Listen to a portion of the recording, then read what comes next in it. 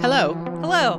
Welcome to Hugo Girl, the podcast where we read, unfortunately, some Hugo Award-winning novels and sometimes other things. Today, we didn't read another thing. We read a Hugo Award-winning novel called Green Mars, the sequel to Red Mars. Won the Hugo Award in 1994. My name is Lori. I'm Haley. I am Amy. Let's do it. I think I'm going to be the only apologist for this book on this podcast. Well, we need one. Yeah, I didn't love it, but I don't want to hate it either, so. There is a lot to respect about it, for sure. I would like to throw it out of a plane. We have a couple of housekeeping items. Number one, Hugo nominations are open. I don't know when they close, I realized. But they're open, and we are eligible for Best Fan Cast. And yeah, that's all. That's really all I have to We're say about eligible that. and we want it, so go nominate us. It would be nice to win a not weird year. Yeah. I guess it was too soon to say whether this year will be weird or not. Oh my God. That's true. That's true. I hope I didn't just jinx anything. I don't think you I'm did. so sorry, LA. Okay. I also would like to provide an update on what rotten ice is, because we were like, what's rotten ice? Oh, yeah. And I was like, we have all of human knowledge at our fingertips. Rotten ice is a loose term for ice that is melting or structurally disintegrating due to being honeycombed by liquid water, air, or contaminants trapped between the initial growth of ice crystals. It may appear transparent or splotchy gray and is generally found after spring or summer thaws, presenting a danger to those traveling or spending time in outdoor recreation. Compared to solid ice, rotten ice has high porosity and enhanced permeability.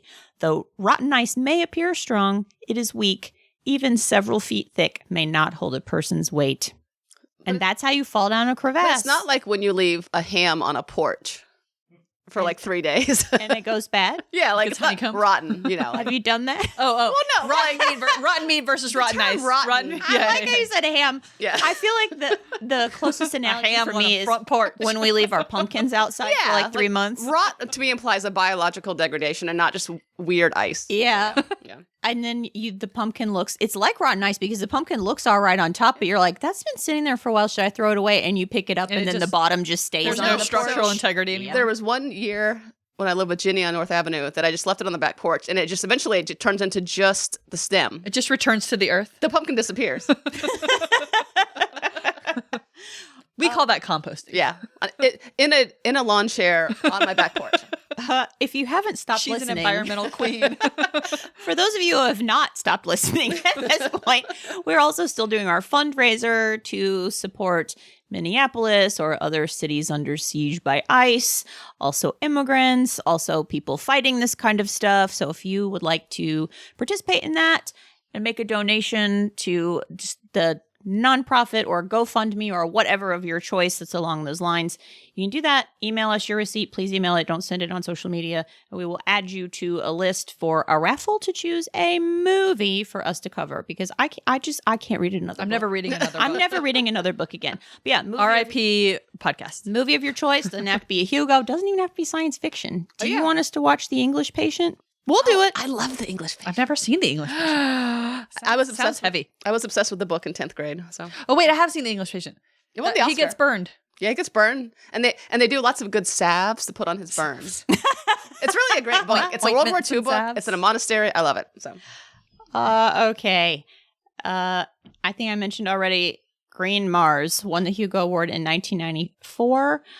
We have a section in our outline for the context of the award if it is interesting or unique. And what I think is interesting or unique is I can't fucking believe that this book won a Hugo Award. do we know what else was nominated that year? I Hold, please. should. I looked at Tap tap Joe's tap book tap and tap tap tap. I just saw that Joe hadn't read it. And I was like, oh, I'm done with Joe. no. I was like, I don't blame her. It is so. It's not in the Hugo book. She didn't read it. So she has a 1994 chapter, but she didn't like Red Mars, so she didn't read it. Maybe that was in the year Queen. she read Citeen twice. It was nominated alongside Moving Mars by Greg Bear, I like Greg Bear. Beggars in Spain by Nancy Kress, Glory Season by David Brin, and Virtual Light by William Gibson. Interesting. Okay. Was this his first one? Do we know? Because I Yeah. do. Well, he didn't win for Red. I think it probably Oh, was. he won for the novella version of this. Oh. Which, by the way, I'm so mad that there's a novella Yeah, I know. version. Maybe A I should novella have just read version of that. this? Mm-hmm. You know, I think KSR came into his own later into the 90s because I like a lot of his books. A lot of people really like these books, guys. That's true. No, it's true. But like, We may not understand why I'm that speaking personally. Yeah. So Yeah. like, I like The Year of Rice and Salt. I like 2012. I love The Year of Rice and Salt. I like a lot of his books. In fact, I just bought one. I haven't read it yet, called Ice Hinge by KSR. Oh my God, I have something to say about Ice Hinge. Say it, girl. Put it out there. Oh, I'm sorry, it didn't win. It was nominated for Best Novella in 1986. I read Joe's review of Ice Hinge, and it sounds like the same goddamn book. Oh, really? Only ice. No, it's still Terraforming Mars. I mean, I guess they're talking more about. Oh, the I did. ice. I saw that today. That it's not actually. It doesn't have anything to do with the Red Mars series, the trilogy, but it is on Mars, and it's. I remember And they're reading that today. terraforming Mars, and they have issues of memory because they live for too long. So I want to start off the discussion. I guess we can't because we haven't done Well, the let's do the yet. plot summary, Shit, and plot- then plot- we can plot. talk And we about got the Goodreads. book. Yeah. Oh, shit. Yeah. Okay, all right, Good luck. here we go. I believe in you. 50 years after the conclusion of Red Mars, Mars is still dusty, covered in escarpments, and dotted with moholes. The remainder of the first... Amy just spit her drink. You're a mohole. Your mom's a mohole. Your mom's a mohole and your dad's a pieced. The real moholes were the friends. The remainder of the first 100 are still doing their thing. Hiroko is mysterious, Maya is a bitch, and Sax is Sax, at least until he isn't anymore. Mars now has some plants and animals and 2 generations of native-born Martians who have big ideas and frequently clash with the first 100. There are 2 main young people, Nergal, who is very warm, and Jackie, who is very sexy. We also still have our Red Mars factions. Hiroko's people, the Reds, the Bogdanovists, maybe some other people. The first 100 grapple with aging and with new ideas. A recently divorced man from Earth named Art goes to Mars on behalf of the Praxis Corporation to try to organize the Demimonde, people kind of living off the grid and like resistance movements. Basically, Art wants the Demimonde to ally themselves with the right kind of corporation because Praxis is different. Eventually, they form an alliance called the Dorsa Brevia and do various acts of sabotage, such as flinging one of Mars's moons off into space so it can't be used as a weapons base, which happened in Red Mars. As for the remaining first 100, Hiroko is in hiding but maybe dead but definitely mysterious. Sax has a new face and infiltrated a transnat terraforming project and slept with Phyllis even though he hates her. Maya is crashing out because she looks old. Michelle is Maya's therapist but also her boyfriend, don't worry about it. And Nadia makes sure that Art and a male native Martian named Nergal, the one who's warm, have enough coffee while they discuss big ideas. Coyote, the stowaway from Red Mars, travels around and comments on things. Back on Earth, they are dealing with catastrophic sea level rise and extreme social unrest because only the privileged few have had access to the theoretically free-for-all anti-aging treatments. This instability creates ideal conditions for the Free Mars movement to declare Mars's independence from Earth. To quote Wikipedia, the book follows the characters across the Martian landscape, which is explained in detail. The end. Amy has so many problems with what I just said. I thought that was perfect. Amy was making faces. Oh, I didn't know I was making faces. Oh, I thought you had like No, your that- faces of disagreement. That is everything you need to know about this book, and nothing else would help you understand it more. Did I miss something? No, I don't think so. The only reason I was mostly just thinking about things we were going to talk about. The only thing I heard you say that maybe was not exactly correct was the result of their conflab at Dorsa Brevia. They sort of came up with a document, but they didn't really come together, did they? Maybe I misread it. There was a No, multiple day conference, I don't know. Oh no, there was a very long conference. I'm not sure if they reached not sure an either. alliance or not. I'm not sure either, to be honest with you. You could tell me anything about this book, and I'd be like, okay. I think they all agreed let's say this. They agreed they wanted to be a free Mars. How about that? Yeah. They agreed on that. I think they didn't agree on how to do it because the Bogdanovists want anarchy, I think. The Reds are like, leave Mars alone, like the they leave just like Britney Mars. alone Yeah. guy. And then there are like some kind of moderates.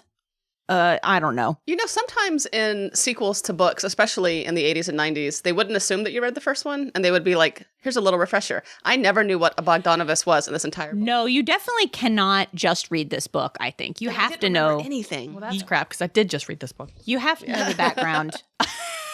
You've read Red Mars. Oh, okay. I mean, this does not stand alone. Okay. Goodies from Goodreads. Who wants to start? I have one. Zachary gave it 2 stars. Zachary. Yeah. Mediocre in everything except its absurd length. None of the characters in the series are particularly memorable. Even when they're part of different factions and have vastly different goals and views, characters in the Mars trilogy all just end up sounding the same. I'm almost 1,500 pages into this series, and I still don't have a good grasp of which characters belong to which faction, or even what the different factions want. There are multinationals, the Reds, the Mars First, and several other groups. And even after all this time, I couldn't tell you much about them besides a vague sentence or two. Red Mars at least ended with a bang. Green Mars ended pretty anticlimactically. I'm not looking forward to the last book, but I guess I'll just give it a try to finish the trilogy. Don't do it. Amy. My favorite was from Alice on Goodreads. She said, I'm out. No, I can't. I refuse. Why do this? Why? It's the worst.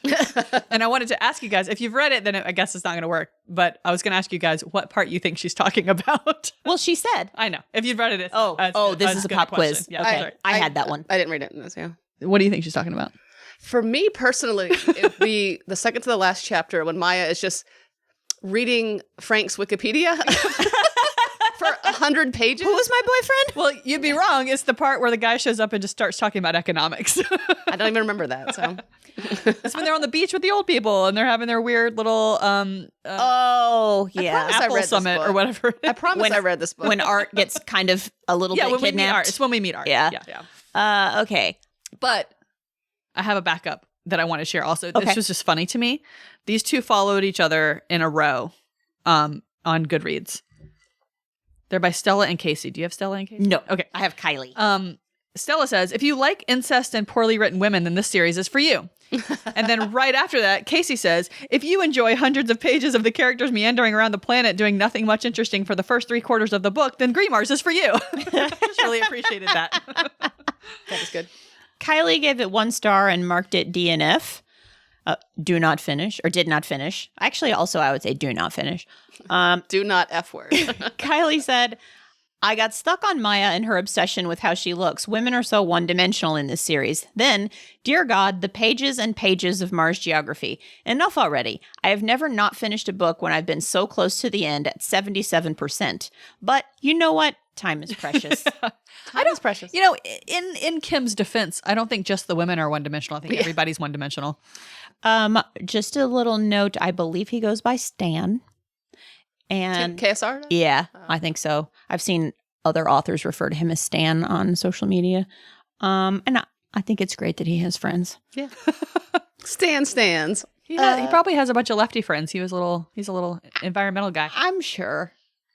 There is something going on here about having the right kind of rich people involved. Yeah. But KSR's a good writer. He's yeah. a good man, I think. Yeah, I just didn't love this book. Oh, I don't know anything about him as a man. Okay, so there are no jabs from Jo, which we mentioned in the intro. Which speaks volumes. Well, she didn't like Red Mars. She said she didn't get along with Red Mars, so she didn't read Green Mars, to which I say, girl, good call. And I found her review of Ice Hinge, which she did like, which sounds a lot like this story. Yeah. Okay. Anybody have any other reviews they want to share? Nancy said there was too many words. I agree. I also saw a review that just said, no. Not even a period, just no. I don't think there's too many words. I think there's not enough of the right words or interesting words. Yeah, theoretically, you could have this many words and have a good book. I mean, I've read Lonesome Dove. That's got a lot of words in it. The Terror is 600 pages. That's true. I mean, Lonesome Dove, they even talk about the landscape, and I'm still okay with it. Yeah. Okay. Yeah. I already said this too. The story began its life as a novella, and I am irate about that. Maybe I should have just read the novella, and then maybe it's just actual little bit of plot and fewer escarpments. So that leads me to my first question. Is this a novel? Serious question. Well, did it say a novel after it? Yeah. Our friend John would ask. Yeah. Which is a fair question because many books nowadays do say a novel, just in case you thought it was a shoehorn or a hat stand or a cheeseburger. It's definitely a novel. It revolves around characters moving towards various goals, and it's characters that we know from a prior book. And What makes a novel? What is the definition? Webster's It might be a- Dictionary. it might Plot, be a length thing. characters. Because, okay, so here's the thing. I was thinking about this, and so much of this book is stream of consciousness almost, but not in a fun way like Virginia Woolf. Like, I want to know what it feels like to touch the lichen or to eat in a weird cafeteria where you see the fines blowing, but like it's told with such... It's textbooky. Yeah, it's like I was reading a review and someone said it was like reading a National Geographic article from 20 years ago about Mars. Yeah. And it's very tell, don't show. Yeah. You know how they say that? Like, It's just not fun. So Webster's Dictionary defines a novel as an invented prose narrative that is usually long and complex and deals especially with human experience through a usually connected sequence of events. Yeah, I mean, I would say that's a novel. I guess. Yeah. Yeah. Now, whether it's a good one is a matter of for I debate. just think there's so little plot and such little characterization in this that the angrier I got, I was like, I don't even think this is a novel. I don't think it was eligible for best novel. I think that if Stan wanted to fantasize about terraforming Mars, he could have just had a blog and he could have been like, I imagine we would do this and it would look like this and there would be moholes as far as the eye can see. I mean, it's definitely a thought exercise. I mean, we had a lot of books like that are kind of idea books. But it would be more interesting if it was like, this is how we did the irrigation systems, because I would read that. This is more about the politics of the factions that I don't know very well, and it's not interesting because nothing really happens. So. Yeah. I mean, to answer your question, I do think it's a novel. Okay. I think it's not a very tight novel. There's a lot of unshot Chekhov's guns in this book. Oh my God. Chief among them, the fact that Nergal is basically a Pikachu. What? Okay, let's talk about Nergal, who in my head was Nurgle, which I think is funny. I keep thinking he was normal from Garfield. Well, we go through this whole thing about learning how he has this superhero power where he can shoot heat into people. Basically revive someone from the brink of bring death. someone back from the dead, and then we just never see him again. Never again. Never well, we see see him him. again. We see him plenty at the end. We see him through Maya's eyes doing stuff. We don't ever get his perspective ever No. again. I see. Well, and we start the book, and I thought that this would be about the different generations. Me too. And not the same boring characters. Because I think the number one fault of this book is having the people live so long, which is an interesting thought experiment, but I don't like the characters. Yeah, and I think I have a couple things to say about that. I do think that having the characters live so long is useful for him because it gives some continuity between the books. Yeah. I do think it would have been worthwhile to let that continuity go and let the new books be absolutely. told from the new generation. Or let them be there. I think there was some missed opportunity. I think they could be there, but they shouldn't be the primary focus. I agree. In my opinion, this book is just kind of a reboot of Red Mars. It is a reboot. They just talk about how much they missed same plot 61. points. Yeah. I think that, I do think it's interesting that the first book, they had this, hot under the collar revolution that didn't work, right? Mm-hmm. That they got a cord wrapped around their planet. That is what And the second one, It was Born Breach with the cord wrapped around I think the it's planet. interesting to see that they learned from their mistakes and they were trying to do it differently, and they did do it differently, and they were successful this time, right? So I do think there's some growth there, and there is some movement in the characters a bit, but not a lot. On the subject of it being basically a reboot of Red Mars, there's a point where Anne thinks to herself, Jackie is too much like Maya. And I was like, yes, she is. I can't wait to talk about Maya and Jackie. Oh my God. You bitch, you slut. I was reading that and I was like, what? It's what year is it? 2022 something? I want to talk about what old Stan thinks is happening there and what and why. It's a sexy cat fight. They hate each other because they're the alpha females and they hate each other. We can talk about that in misogynist or whatever. Yeah. So the book revolves around these people on Mars who view Mars as their home, which is a cool concept. Yeah. But and they're fighting to defend Mars, but we don't really know what Martian culture is besides driving around and looking at rocks. Well, it's okay. Again, I have some thoughts. There is no Earth culture, right? So I don't know why there needs to be one Martian culture. That seems, I guess, only because it was so purposely settled, the whole, that you could see why it might have some continuity in culture, but it was settled by a lot of different people. So, well, yeah, but I want to see more about the whirling dervishes and the Sufis. You have to humanize it more. Yeah. For me to like it. No, agree. I think also part of that is that aren't there only 1 million people there? Which is not a lot. I think I saw millions. I don't know what that means. Okay. I think there are not a lot of people there. No, not for a whole planet. And they're very spread apart from each other. Although I think this is going to sound stupid. As much description as I saw, I kind of would have liked to have understood more about how these different groups interacted with each other on a regular basis, Yeah. not on a we're going to a conference center to plot the overthrowing of Mars basis, but like, how does Burroughs talk to whatever They other tell us Burroughs there's is the only city I trade can and remember. stuff, but we don't see it. Well, Yeah. And they're all Martians first, and they want a free Mars. Like, I think they could all agree on that, but like, what does that mean? Well, they all differ. They have Yeah. the people who come around. This is about how liberals can't agree. Yeah, I mean, honestly, yeah. They have the quote unquote police-ish people who come around and are like, papers, please, on the train. Yeah. What are they going to do with you? Do Yeah. you get deported back to Earth? I wonder what They send happens. you that. They have a prison. Oh, I forgot. Yeah, they're. A prison. When you have so few people, a prison. But I also don't know. I mean, I think that's realistic. I I'm thought just about mad that. about it. There's probably Mars cops, and they're So, wasting their life Yeah, on those are Mars. the papers, please, the guys. the transitional authority, I think it's called. Yeah, is, you're right. I guess the organization that's sending the police, but I don't know who they're protecting it for. I guess the transnationals. I guess. Like it's confusing because How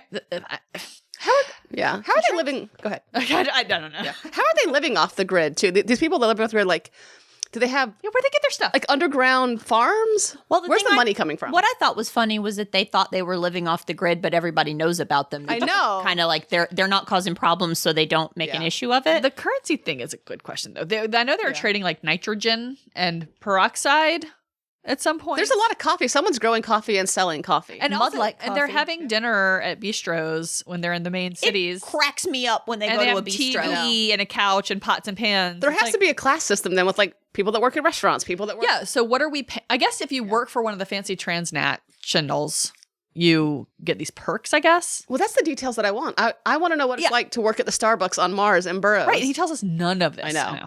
Yeah.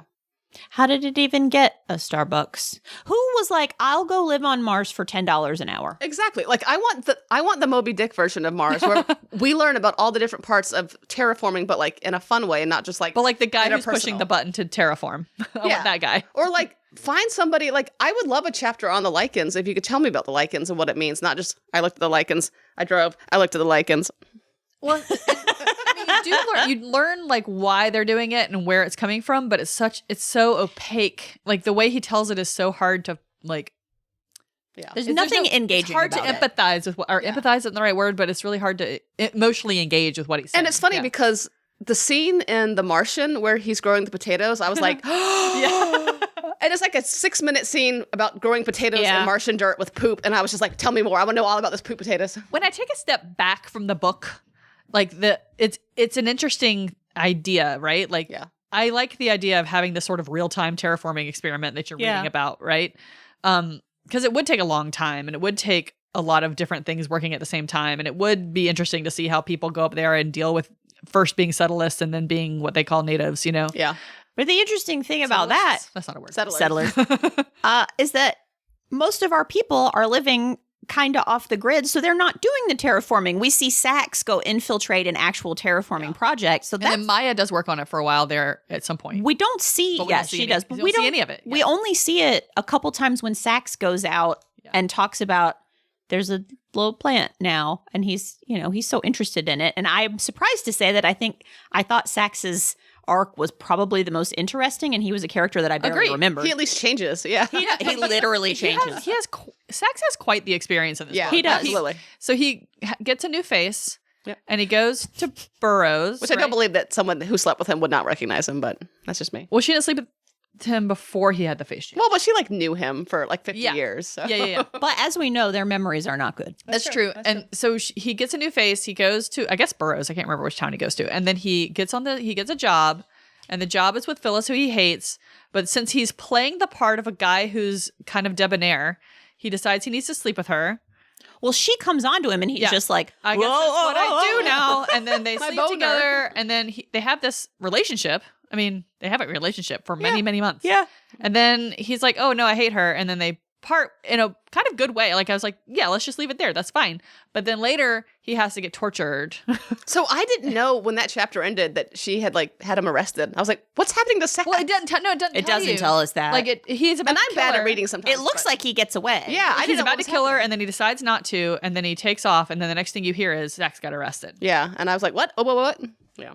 which I guess she dimed on him, but like, Did we not see him get arrested? He was in like a train station or something, and then he was like, I guess she woke up. I think we did see him get arrested. You're right. You're exactly right. Because he knocked her out very elaborately. I will say, she woke up faster than I thought she would. I'm going to say, I was interested in this. This was stuff is happening. That's some he stuff, yeah. takes all these, what were they? Some kind of there were nitrous canisters or something, and he blocks up the air vent in a bathroom. He does the math, and he's like, "This is how many I need." Puts her in a bathroom, opens enough of those nitrous or whatever things to keep her. I think he punches her to knock her out, and Something then like that. and then opens enough of those things that she's basically like at the dentist, knocked out with all the gas, and then he goes on the run. But then he's like, I guess she woke up. Because then he gets arrested. He goes back and rescues her. He's like, he changes his mind. because he worries she's going to die. Or he doesn't want to kill her after all or something like that. Yeah, and I think, I don't know, Sax's little arc is interesting to me. Yeah. There was some action. And now you know you see his villain origin story, and then he goes out, he takes out Phobos, and then or whichever one. Demos. Yeah, and then you understand why he's doing what he's doing at the end. Unlike a lot of these people. I like his kind of college thoughts arc. So when he's working for, he doesn't work for Praxis. I can't remember who he works for. Praxis. That was Art. Yeah. Well, he's working for someone as a, when he's incognito. Subaru, I think is one of them. And he has this argument at the beginning of the book with Anne about ideas and values and science, and it is just real college thoughts for people who are like 125 years old or older. And Sax is just very like, science is the only thing that matters. Beep boop. Then once he goes and infiltrates and starts working on terraforming, and he's like wondering about things and what happened here and what will happen in the future. And it's like he just discovers or invents interdisciplinary studies. He was like, what if science, but history of science? And he had been on Mars like before, right? Oh, he's been there. He's there. He's one of the first 100. That's such an unbelievable arc. It's so funny to me, though. I mean, I guess he is just going from a purely all that matters is science to he's like, oh, science exists in a broader context, which is, to be clear, I think a ridiculous thing for someone of his age and expertise to arrive at. He had been living in that dome for like 60 years. It's true. And he did start out like that when they first got there. He was just like, oh, we want to raise the temperature. Here's how we're going to do it. Because he was the one who was, I can't remember if he was like, he's the one that secretly planted all the lichen. Yeah. Well, and he did something with the moholes or something in Red Mars specifically to increase the heat. And everyone was like, what? And he's like, what? We want it to be warmer.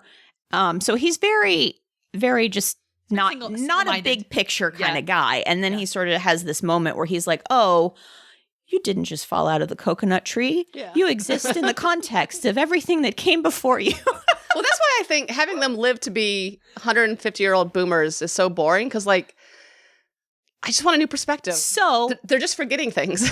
I think there's an interesting big idea there, and I agree with you. And the idea of aging is interesting to live that long. I think it would have worked much better to flip the perspectives and have the main viewpoint characters be mostly, we could keep Sax, mostly the young people, but we can still have Maya, and we can have these. They other can visit people. with them. I liked Nurgle's chapter. Yeah, same. Yeah, so at the beginning, different. I think Amy and I both said in the Discord we thought this seemed promising. Yeah, because it's like I thought it was gonna be a bopping very along different there at book. the beginning. Yeah, definitely. But I think an interesting big idea about that they explore in this book is it worth living that long if you can't remember the important events of your life? And of course, people lose their memory for all kinds of reasons in our regular lives now. Yeah. But if plan A is, I know I can only retain about 80 years of memories. Yeah. What's the point? And they're going to keep doing it. I mean, they're not even at what they would expect to be the end of their lives. Like they can keep, what is the treatment called? I keep forgetting. I forget. Well, they're I'm not going to be old and die. Well, and treatment. So I kept trying to picture what they look like. Are they 70 and then stay at 70? I had this question because Maya spends a long time bemoaning that she looks her older. appearance. Yeah. So it's to hear But we do her- that now, and we're to in our hear 40s. her describe it, she looks like a haggard 190-year-old, right? Yeah, right. But something about this treatment must be halting their aging, their body aging. But not your aesthetic aging.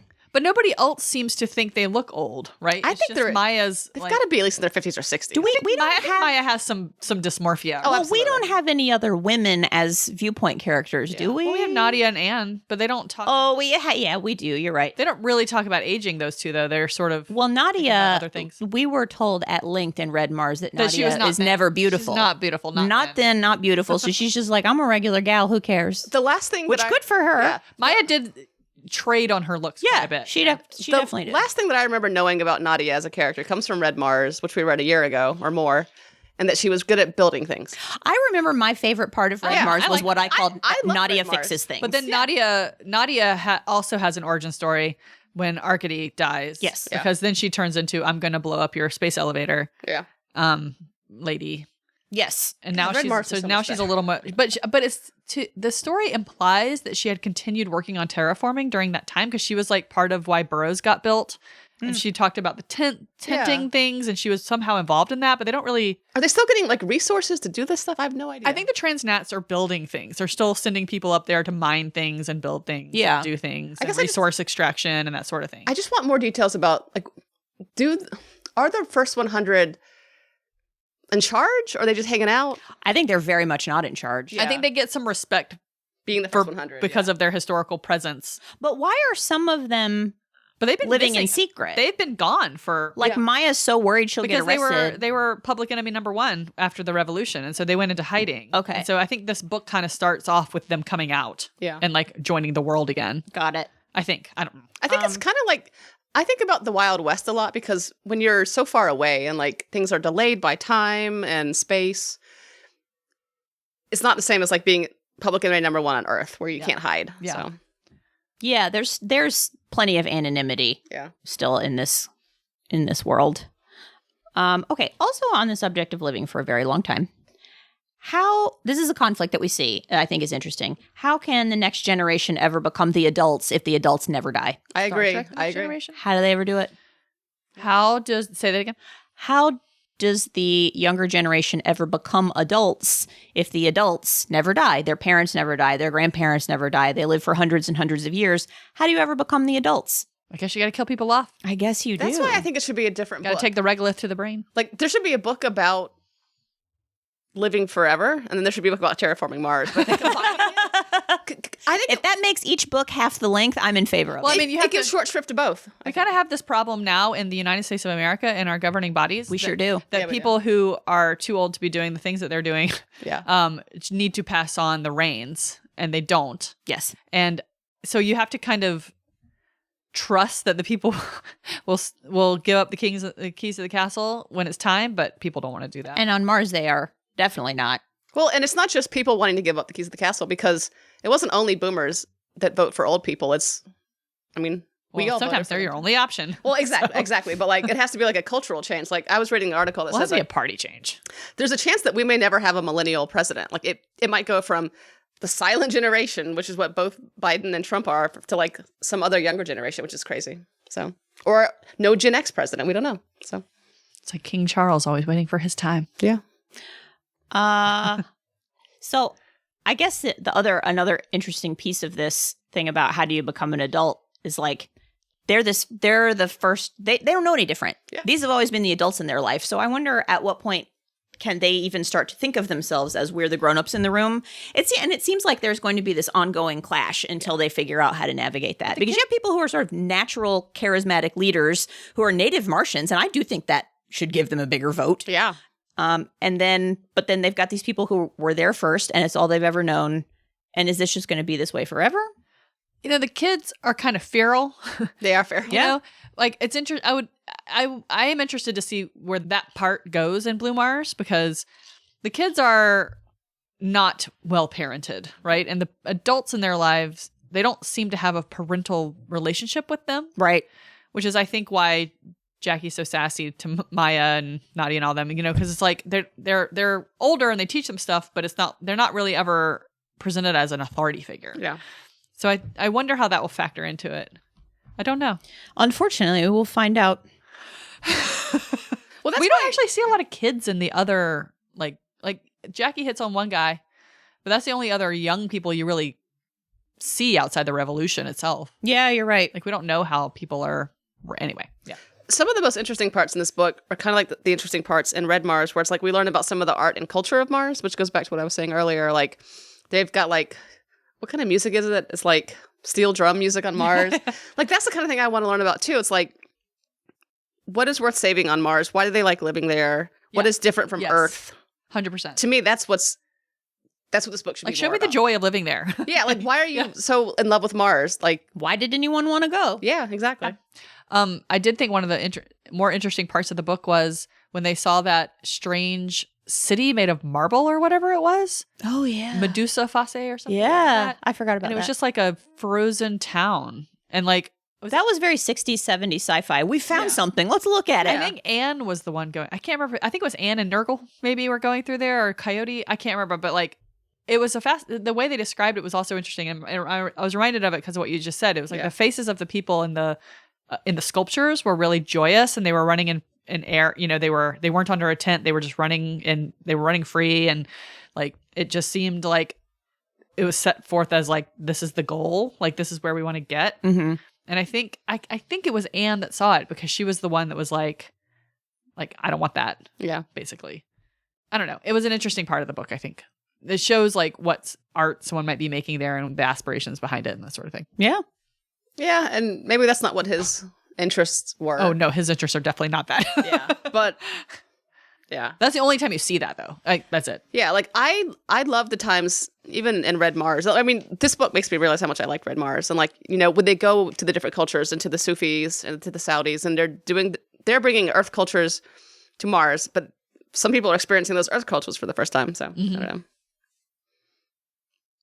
Let's talk about the conferences. Sax goes to a big conference. He has a big time. He says the word millibars 800,000 times. And then, in a moment of high drama, a man in one of their conferences stands up and says, "The mantle structure is all wrong," and storms out of the conference. I kind of like the Hugo Awards. That was so funny. I really liked that description. I liked that conference description because I like to imagine little Sax in his button down and his little notepad going to this. He was so excited to go to the science conference, but I was also tickled because they still had apparently paper posters up. Oh, yeah. And they also had like a posted schedule like on the wall. Like, you have AI and a whole planet that you've colonized. Like, No, I are we passed still doing But let me counterpoint. I have AI in my pocket in my phone, and I have digital schedules in my pocket in my phone. When I am at a conference, need to I'm look at the so wall. grateful Yeah. for the thing outside the room that's like, here's the schedule. I'm like, okay, I'm in the right That is place. absolutely true. That is absolutely true. I think humans are probably always going to need a sign as confirmation that they're in the right place. Yeah.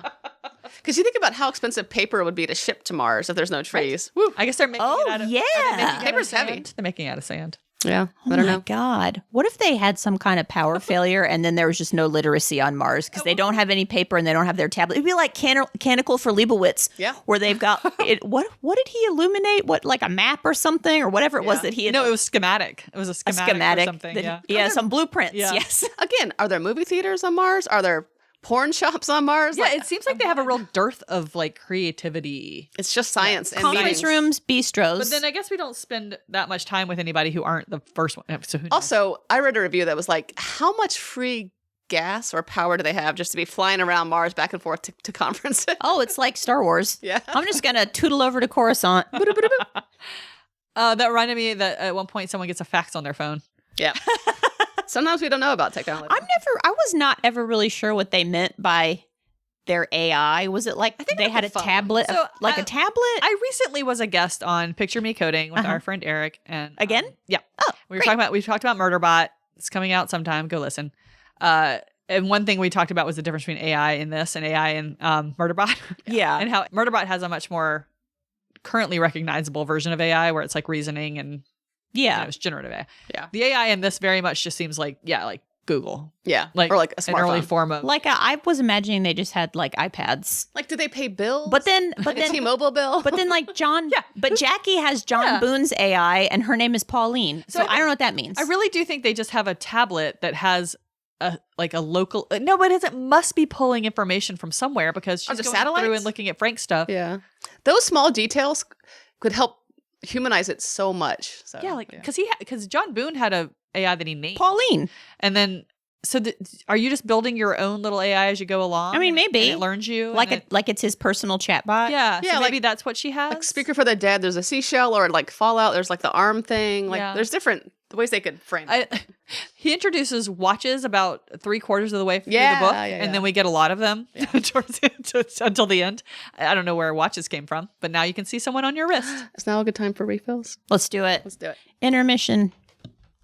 A whiskey intermission. And we're back. We've refreshed our beverages. We don't remember where we are. Sorry about that. Let's go.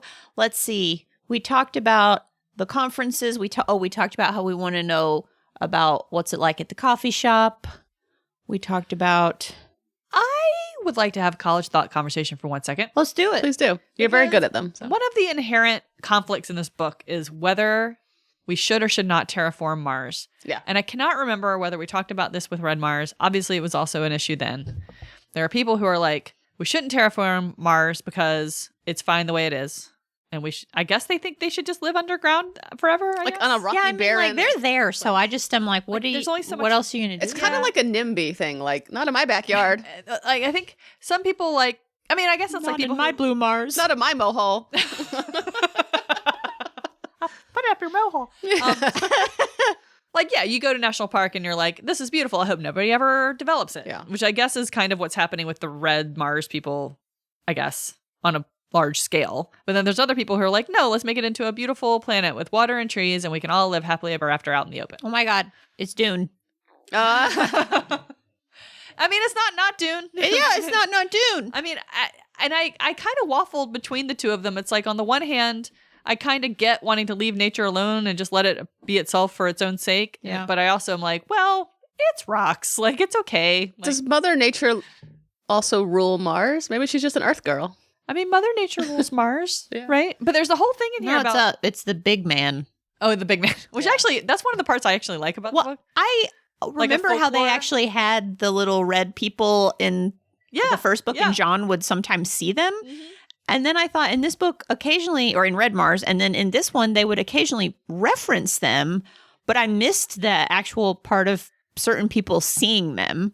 Because then I was like, you keep mentioning it, but if nobody's seeing them, then I don't know. It just wasn't as fun to me. I think a good answer to this question could lie in our individual first exposures to Mars and pop culture. For me, it was the movie Total Recall, the Arnold Schwarzenegger version, which is all about terraforming Mars and those corporations.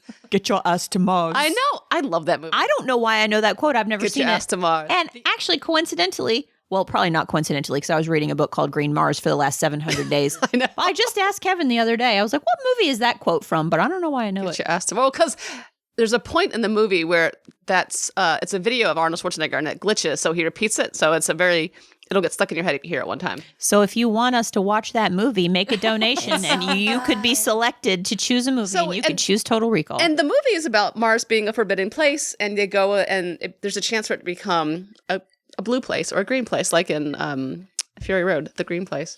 So I am team, let's make Mars a nice place. But I also hate humanity, and I think we shouldn't spread our disease to other Yeah. planets. We're gonna ruin it. Yeah, like we're gonna ruin it. But I like the idea of like some of the most magical parts of this book, of which there are not many, for me personally, are like when it doesn't get into the rocks, because I hate rocks. It's more like lichens, and like that would be magic to see the slow change of life. Because I do like the concept of viriditas that Hiroku talks about. Because I like right now, Life finds a way. yeah, and also it's March in Atlanta, and it's been a freaking cold winter, and like things are blooming, and it's so nice. Though, I mean, I think people who are born on Mars, I could see where they wouldn't have the same kind of like aesthetic appreciation of trees. They don't right? know Like, about it's it, not- like it's a not- palm tree. Oh my God, big. it's like the woman on the moon in that Heinlein book that we read, or was it? Oh no, Asimov, what did we read? It was But they're a growing And she was life. so tired of hearing about Earth from Earth people. Yeah. And they played sports. They did gymnastics on the moon. We just read it. It was Asimov. Moon. It was an Asimov because remember they were like, you can't the write. gods themselves. Yeah. And it had, is that the one with the melting? Yeah. Jesus Christ.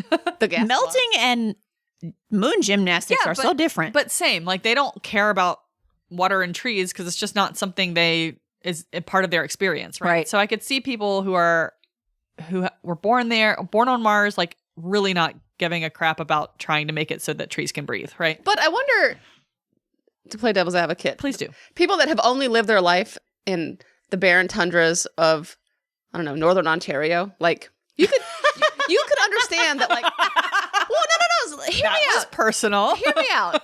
I was gonna say Minneapolis, but they're going through a hard time right now. Yeah. But places where it's like consistently warm, like it's nice. Yeah, but these aren't people who have gone between the two. Well, exactly. Right? But like, I think They don't know it, so they can't miss it. Well, but I think if they were to experience it, because these people, They don't know. well, but we're also, and Mars is still growing plants. They know what a tree is. You have to have oxygen. But they don't see that as the ideal outcome, I think is the point. Yeah. Like there are the people who, like us, growing up with trees, growing up with warmth, wanting to walk around on the surface in the bright sunshine with the wind, like we want that, right? We want the trees, we want the I think that's where I disagree philosophically, because like the books that I've read, including Aurora by KSR, which is about a generation step, like you can get used to anything. Humans are so adaptable, but it doesn't mean that growing up on a sterile white platform with no natural light is good for humans. We don't come from that. So I mean, I tend to agree, I think. I mean, I can see the arguments because we can adapt to anything, but like there are some things about humanity and life on Earth that are so pleasant. It was so sunny on Saturday that I felt like I was on drugs. Well, you know what's interesting? Nadia and Maya, they make their long march from Burroughs to the train station. Yeah. They walk 40 miles between Burroughs and the train station. We're supposed to believe that just happens. Yeah. And Nadia, while they're walking, is thinking about being in Siberia and how this is fine. Like she dealt with cold like this. And, people who grow up in extremely cold climates, it's not that they don't appreciate warmth, but it's also not like they're fine without it, right? Yeah. So I think it's similar to that. Like someone who grew up in Siberia has a very different relationship with like temperature and comfort than someone who grew up in the South, who has another different relationship with temperature and comfort, right? So I do think it's worth thinking about centering your own, everybody there is centering their own thing. Yeah, they're all centering their own thing and they're very at odds. And I don't know. I think at the end of the day, I don't think it hurts much to terraform Mars because we're not hurting anything living. But I do also see the benefit of not just bulldozing through a landscape without consideration. It is unfortunate that they already have conference centers. Yeah, they do. And bistros. They do. And Starbucks and jails. Like, like we brought all the good stuff. Doesn't sound like we're doing anything different there, so that's too bad. The most ideal place that we see in this, to me, is the place where they have their weird little UN conference where they come up with their Constitution Bill of Rights.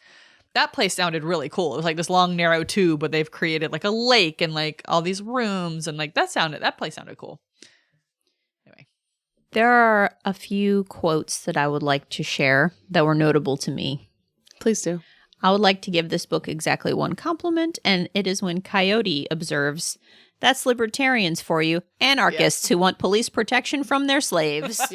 I went, and I paused my audiobook because I had to listen to this on audio. I couldn't look at it with my eyes without falling asleep. Did it take you 80 hours? Oh my God. It was so long. It was like an entire work week, basically. So that was a great line. Now, there are some lines that are not so great. Jackie gives a speech. And then Maya says, "You sound like John Boone." And Jackie gets mad and says, "Nuh-uh." And Maya says, "Yes, huh?" And Nadia's watching this go down. And Nadia thinks to herself, there was something primal in the sight. Primal, primeval, primate. These are the two witches, she wanted to say. Primal, primeval, primate. Okay. He was like, nailed it. Sure. Have you guys seen the SNL sketch about weights and measures? Where he's like, and how many miles will be in an acre? Nobody knows. Nate Bargatze. Yeah. So there was a line where someone said, "I thought left-handedness was caused by brain damage. No one knows." Oh, okay. Best. I've got another one. Maya woke in a foul mood, disturbed by a dream that she deliberately forgot as she rolled out of bed. like flushing the toilet after that first trip to the bathroom. Dreams were dangerous. Dreams are dangerous. Now, After the first trip to the but here's the thing: like flushing Well, the you only toilet. flush the toilet that one time. This has a period at the end of it. This is a standalone sentence. Like flushing the toilet after that first trip to the bathroom. Stop. Yeah. Dreams were dangerous. I stopped there and I thought about that. I was like, I pee every night. Do I flush? Is that relevant? What is he getting at? What does he mean? I don't know. You flush. You got to rid yourself of the residue of a weird dream. But like, But why is I don't flush my pee because I'm like disgusted by it though. She's trying to forget the dream as one flushes away one's It's not waste. written very well, but I think that's where he's going. Amy, I'm so serious that you have solved a mystery for me. He's not a poet. I was really working hard. There are some good passages in this. there are. That's not one of them. He's particularly at his best at the very ends of chapters. Like he has a good way of, like he doesn't do cliffhangers. And that's not but common. I think most people have a tough time with the ending of things. yeah. I mean, honestly, the best people that are good at end of chapters are like Dan Brown because every chapter ends on a rising action. You got to turn the Yeah. page. And, that's that's not smart. that's Yeah. definitely not what old Stan does, but he still does pretty well. I think, and this doesn't really belong in feminist favorites or misogynist moments or boob talk, but the way he talks about physical intimacy is so stilted and weird. So we should probably move into segments, but I do have a penis parade segment, so will that help? yeah, and I can move wanted to mine talk into about this boob talk. man's- I'll move this into boob talk. I think all complaints about sex can go in boob talk or Agree. penis parade. Agree. My complaint was about the relationships. They're all terrible. Yeah, they are. Yeah, they are. Oh, I kept waiting for Chekhov's prescriptions to go off because Maya says Michelle writes her a prescription and she just takes the pill. She doesn't even know what it is. And I kept waiting for us to be like, oh, he's drugging her. That's why she feels crazy all the time. Michelle is so innocent. Also, do you think on Mars in Burroughs there's like a Walgreens across the street from a CVS? Yeah, they have Do you think there's a mattress firm? Yeah, we don't know. a Spirit Halloween store. Maybe that's the book. All right, is like the day-to-day history from below. I want to know if there's a Checkers on Mars. Love Is there a it. Taco Bell? Love it. Yeah. Are there Labubu's? Yeah, I hope so. Is there lawyers on Mars? Like a sea lawyer, but a Mars lawyer? Yeah. All right. So should we go to the categories? Sure. Does anyone have a feminist favorite? I don't. I don't. I don't think he hates women, but he doesn't love them. Or know them, maybe? Yeah. I care about them. I still really like Nadia. She's still, I mean, there's not really a feminist favorite there, but I do actually think Nadia is a pretty good character. I like her. I liked her a lot in Red Mars. Yeah. In this book, He doesn't give her enough to do. I was just like, but- why isn't she in the first book? She was building things, Yeah. fixing things. Yeah. In this one, I distinctly remember her saying that she made sure that Art and Nirgal had enough food and coffee, and I was just like, She's a nanny. I'm gonna fucking kill somebody. Also, That's true. as somebody who read this book or read Red Mars and liked it, I would have appreciated a paragraph of, remember Nadia? Nadia loves to build things. And Yes. And I was so lost this entire book because I didn't go back and reread Man, Red Mars. He brought up people left and right that I was like, who Who is this? I recognize the name, but that was This is why this is unusual, I think, for a Hugo winner in the sense that it's a sequel and it does not stand on its own. yeah. So everybody who voted for this presumably also read Red Mars, but not enough to get Red Mars a Hugo. I remember reading one reviewer Yes. that was like, so I didn't read the first one. Oh, well, every book should stand on its own. And I was like, Yeah, I don't really agree with that. Yeah. But I do think it's fair to, like, if you are going through and reading award-winning books, I think it's fair to read them and evaluate them on their own. Barrier without reading the one that Oh my came before God. it. And while we did get a little bit of lip for that, It was still from a people, good book and but it fun was to still a read. good book. It was a standalone book, I think. Yeah, I agree. I think that you can, with some books, your experience of it will be enhanced by reading what came before it, but that's not always true. With this one, I do think have to have read you it, have Mark. to have read it. If you don't know the backstory on the first And 100, preferably within a month or two because I was lost. and if you don't know the backstory of the first 100, you won't know the context for almost all of the characters. And he doesn't give you any.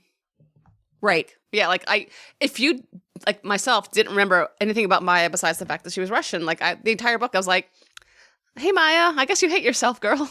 I remembered that she was Russian and she was hot. Yeah. I knew she had her two lovers. But I also remember, like, we talked about why she was put on the ship to come to Mars in the first Yeah, what was her job? Oh, yeah. Like, she was, I can't remember what her science job was, but she was basically there to lead with Frank and John, but but pit them against. I mean, essentially, she was there to be a little bit of a disruptor. Great job. Like Slay Gotta be a woman. queens. Yeah. She did a great job at that. so. There's no real feminist favorite, but I did just want a little shout out to Yeah. Nadia. I like Nadia. Nadia got everybody out of burrows. I hope Nadia has lots of things to build in Blue Mars. Yeah. Although, honestly, I want the first 100 to all die so we can have new characters. Bad news. True. Bad news. No. How long are they going to live? I'll blow up Mars. Misogynist moment. I have it, but I can't find it. So, Where to start? Where to start? We went from Nadia fixes things to Nadia fixes coffee for boys. I think I'm going to go with, I have 3 options, but I think I'm going to go with Maya and Jackie's very bizarre rivalry. Because it seems like he is writing a situation where these women don't like each other. And instead of, like, okay, there's this one part where Maya is like, people only follow Jackie because she's hot. Like, that's really, literally, she says, I think, almost his exact words. And it's really annoying and really reductive and really easy to write that. It's like lazy shit. Yeah. And it's so tired, this idea of women just hating each other because they're competing for the attention of men. Like, is Right? it even true Maya is anymore? mad because Jackie's hot and young. Like, that's why she's mad. I've never been mad at a hot woman. Well, it says, Ani DeFranco says, God help you if you're an ugly girl, but too pretty is also your doom. Everyone harbors a secret hatred for the prettiest girl in the room. I just don't think about. And that's what I this mean, book is about. It's basically 32 flavors. I do think, I mean, some. I think women, especially girls coming up in the 90s, and I'm sure, I mean, forever. Yeah. Like, it's a competition. Everything's a Yeah. competition. I have to be the prettiest one. I have to be the best one. I'm Well, I going to think tear that's you only- down so that I look better. I think that's only true if you're fighting for male attention, because I've never felt that way personally. Yeah, it could be a very hetero thing. And I also think that it's largely a product of media. Like, I think manufactured competition between women is everywhere in books and movies and television and reality TV. But, like, I really have rarely ever felt that way. And I mean, it could be part of life that, you know, 2 women may be interested in the same partner and that creates some kind of conflict. But that's like a very small part of life. Yeah. And this book makes it seem like a huge part of Jackie's and Maya's lives is being mad that the other person is around. I think that's part of, like, that could be some men's fantasy. Like, oh, these women just they're going to fight about it. Or the idea that, like, 2 conventionally beautiful, sexually voracious, I think, and I say that's non-derogatory, sexually voracious women can't coexist peacefully. Right. It's weird. Like, they definitely can. Yeah. They definitely can. And they're also, given that they're literally like 125-year difference in age, not really, like, if they were competing, they're not competing for the same men. It is so bizarre. Yeah. It's so bizarre, and it made me mad. Every time it came up, I got mad again. Yeah, me too. And the part where when you were just saying that the only reason people follow Jackie is because she's hot, I think one of the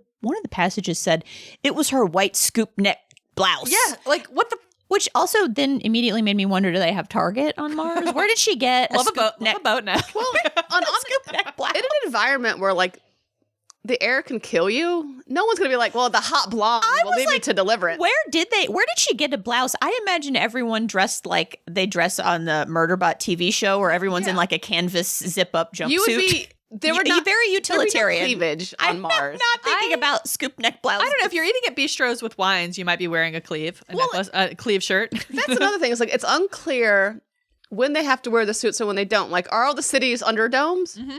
I think single so. one. Yeah. So in that case, you can't have a scoop net going out top in black pants. The second part of my misogynist moment, which is we don't have a Jackie chapter, and that made me really mad. Because she is such the crux of a lot of this revolutionary movement, and the only perspective we get of her is of someone trying to sleep with her and Maya who hates her. Amy, this is like the Diamond Age, where we had talked about why do the sex workers feel so bad, and it is because we never got a perspective from them. Why don't we know where Jackie's coming Yeah, from? we don't get Why a Jackie demonize them? perspective. Yeah. We at least get a little bit of Nergal, but we get no perspective from Jackie. Right. Maybe she'll be the star of Blue Mars. Yeah. All we know is that Dow hits Nurgle, Nurgle hits me, I hit girls. I think Jackie's one of the girls getting hit. Oh, God. Wait, what? That's when they were understand. kids. Oh, Like at the beginning. Like the information we have about Jackie is, it's upsetting. Yeah. Well, she's obviously got something going for her. People are following her around. That's true. Anyway. Well, so he could have framed it as charisma and not It is charisma. Yes. Exactly what it is. Because And because Maya with men, is it's reducing charisma. it down to Like That's such a good point. charisma is more than looks because JFK, I 100%. think, wasn't handsome, but people thought he was charismatic. So yeah. All right. Yeah, there was a chance there and he missed it. Yeah. My misogynist moment is Sax talking about Phyllis. I have that too. She That was was an one of my attractive options. she was an attractive woman, but not, he thought, very bright. Oh, I'm sorry. If you're one of the first 100, you're fucking bright. Also, is she consenting? I don't know. Yeah. Oh, I kept thinking Yeah. about that, and I did wrestle with that a lot. But wait, it continues. Or maybe it was not. Oh, wait, there's more. Or maybe it was just that he did not like her very much. For certainly, she was intelligent in some ways. A good biologist when she had done biology, and certain to score high on a IQ test. What the fuck? What are the other criteria? Wasn't she also like the president of the transition authority Well, at some point in time? she kind of did a little backstabbing of the. That's that fine. doesn't mean she's dumb. Yeah. He doesn't have to like her. He then goes very on to clearly say, despises her. But he keeps saying she's stupid, but very attractive. he then goes on to say, perhaps the least philosophical person he had ever known. This is Sax talking, by the way. Sax, who was like, must know facts. Yeah. All the facts. Facts. I just don't think that one of the first 100s is mediocre in any possible way. No. Yeah, but as to the women, again, we didn't really know what Maya's science job was. true. So Generic the science women degree. can be mediocre. We don't know what their expertise is. As long as they're hot. I mean, Expertise in being a bitch. I mean, he'll fuck her, but like, she's not smart. But also, and she thinks she's fucking someone entirely different than the person she is fucking, and it is very upsetting. And also, I think she knew the entire time because that's why he gets arrested. She had her suspicions. Yeah. I think about this a lot. There's only so much facial surgery that you could do that I wouldn't recognize. Yeah, some of that. what Do you would we think I have- would what would recognize him? What would we have to Oh, do yeah. for you not to recognize him? Well, exactly. What would I have to do? Like, even when Kenny Rogers got his new face, I was like, that's Kenny Rogers, and his eyes are tiny. But I recognize this man. I saw Haley way across the gym today, That's true. and I was like, Well, there you- she is. There's my friend. But you have facial recognition software. true. I I do. forget a face the minute it's out of my line of sight. Same. So I forget faces and names. we're special like that. Sax couldn't pull one over on me. No. No. Okay, so that was my MM. Yeah, I feel like we've covered most of mine. When Jackie and Maya get into an actual fist fight in which they call each other bitch and slut 800 times. There's also a time where Maya observes that Jackie has added art to her minions. Yeah. I mean, come on. Okay. That's all. Yeah, that's all. I mean, that's not all, but I think we've the other talked thing I about had plenty. on my list was Coyote scamming on children, like telling them he had to kiss like a vacuum cleaner. I think. Oh, Vacuum yeah. I blocked that out. I actual remember that. children. Yeah. Mm-hmm. He said, "You set up a incest cult, so why not me?" Yeah. Whatever. How about boob talk? Were we So- okay? Were there boobs? Are we good? Okay. So Go ahead. the boobs are conspicuous in their absence. There is a sex scene between Nirgal and Jackie, and Nirgal is looking at Jackie. And here is what the narration says. He's looking at her and he observes her wide, rangy shoulders, oval navel, the so feminine length of her thighs. Was there anything between the rangy shoulders and the oval navel? Just Was there anything between the oval navel and the oh so feminine length of her thighs? smooth like a Length. Kindle. Smooth like a Kindle. It's like a horse. her flank. She was 20 hands tall.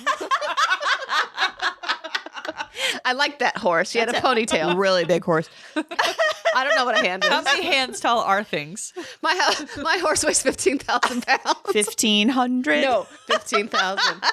In the same scene, they're talking about their face plates, but it's still so funny. Yeah. There's a sentence that says they bonked and bonked. I thought that was very funny. And I had to go back and reread it to understand that it meant their face plates were bumping into each other rather than they were bonking and they bonked and they bonked.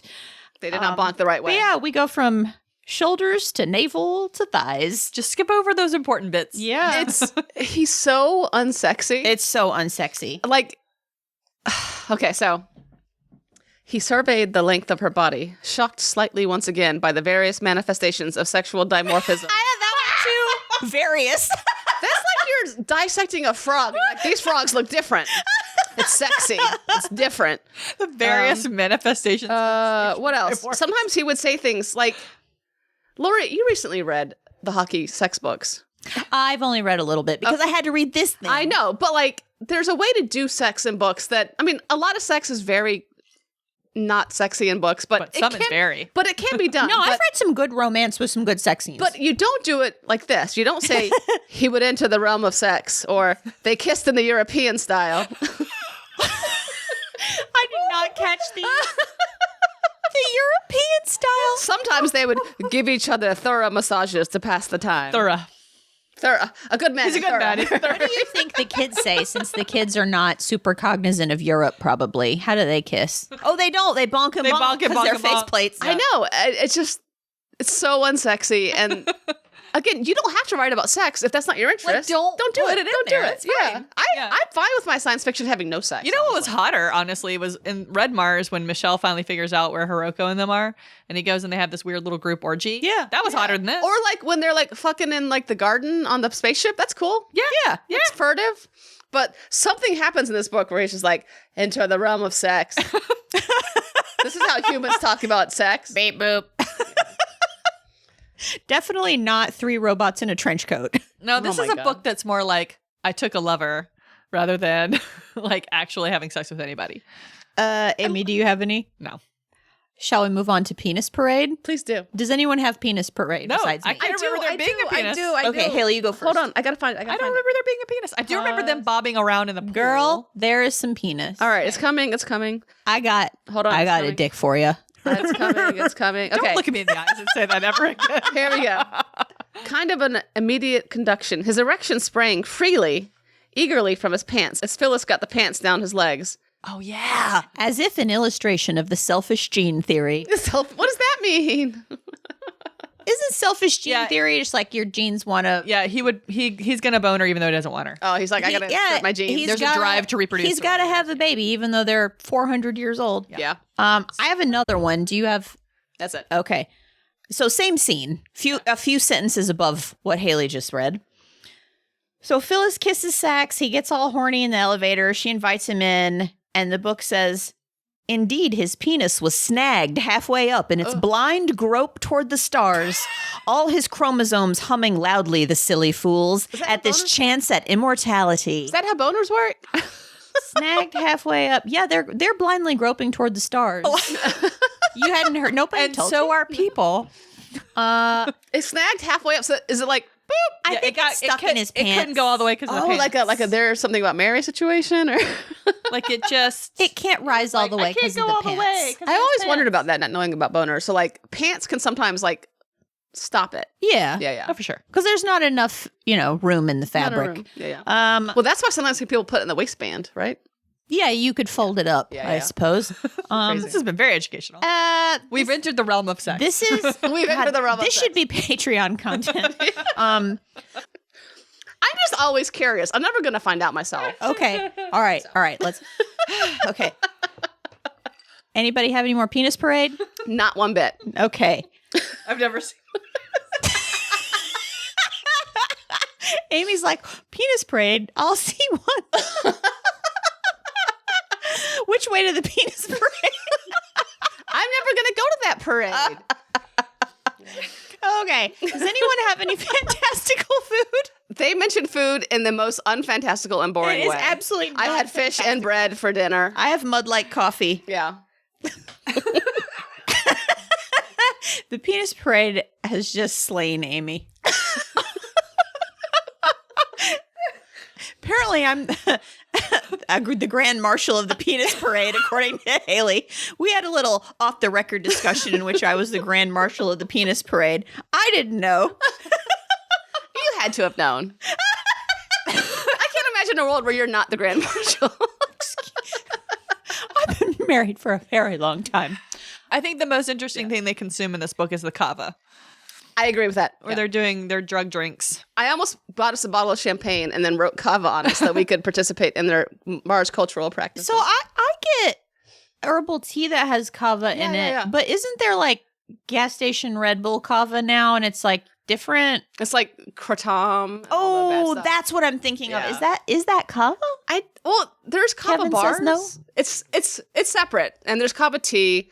I don't know how deep the kava has to get to like fuck you up, but I like my kava tea. It tastes like chocolatey a little. Yeah. So then they were like, it doesn't taste good. I was like, oh, yes, Actually, it does. one time at Sevananda during the pandemic, when I did a lot of weird things at Sevananda, I bought a little dropper of kava because I was like, I heard it gets you a little high. Oh. And it didn't. No. So. That's like when you're a teenager and you're like, but maybe catnip, and then it doesn't. Maybe if I smoke this Parsley.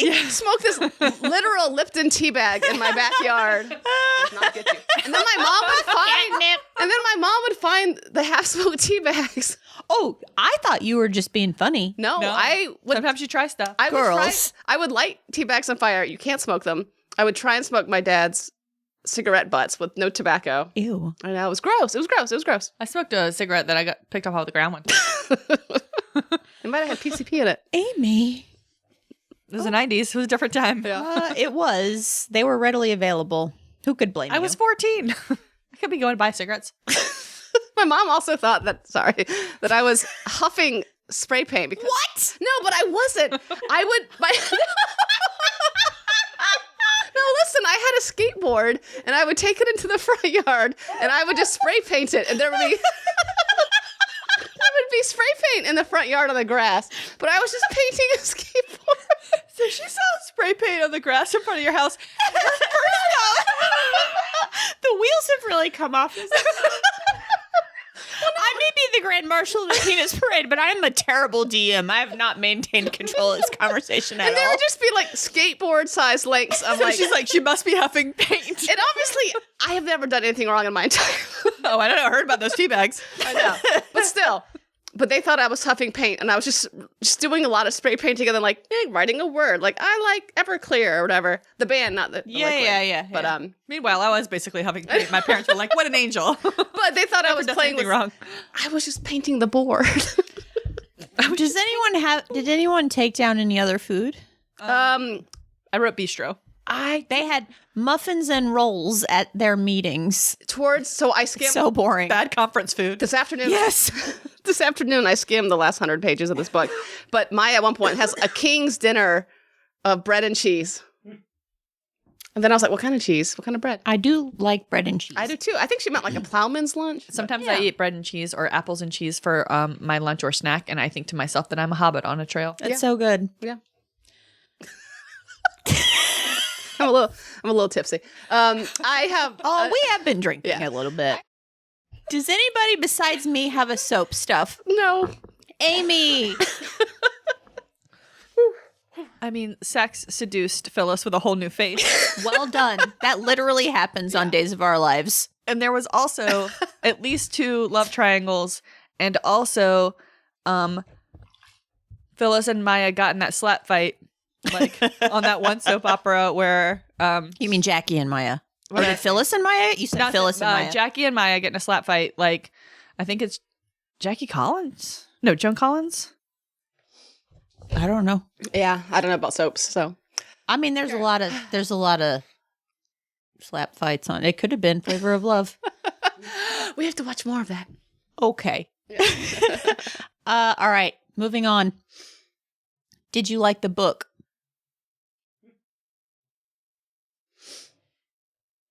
Anybody? Does anybody have an answer? As I told you guys in the group chat, being unemployed and then having to read this book at night was torture. I can see that. Yeah. Amy, did you like this book?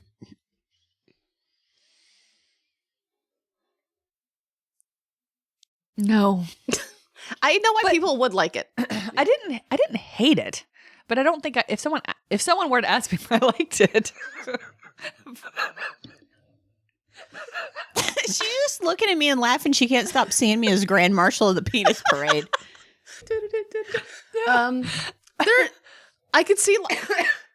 So I went through after I read the 2-star reviews, which is what I always do. And the 5-star reviews, the people do love it, and I love that for them. And I could see why you would love it. What did Kevin do? No one look at Amy. We've got to finish this. We got to finish this episode. All right. Self, did I like this book? Yeah. Absolutely not. I hated it. I resented reading it. It made me resent the Hugo Awards. I thought to myself, I don't like science fiction. I told my coworkers I hated this book. I absolutely did not like this book. If you liked it, I'm sorry. I hated this book. If you liked it, I like you. I still like you. Okay? It's not a personal insult, but I hated this book. I could see why someone would like this book, but I don't like politics, and I like more of a humanity-focused approach to terraforming. I did not dislike the book, but I did not like the book. You know what? Whatever that makes me. Reading this book is like, I had an ex-girlfriend that made me play a board game called Terraforming Mars that is long and boring and has 6,000 pieces, and it's similar to that. 6,000 pieces, 6,000 pages, Same thing. potato. Yeah. Is this book Star Wars or Lord of the Rings? I have the answer to this. Okay, go. It's the prequels because it's full of boring tax lore and corny dialogue on a faraway planet. So good. Yeah. Oh, yes. It's unanimous. It is the prequels. Okay, coming up next time, we're going to figure it out. It's going to be in the show notes. Love ya. Bye. Bye. Hugo girl. Hugo girl. Hugo girl. A hilarious podcast.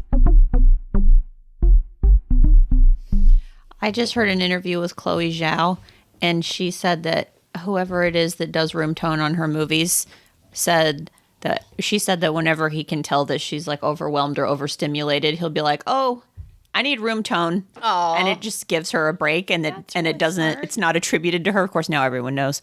But isn't that nice? That is nice. Mm-hmm. That's a love language. That's a good friend.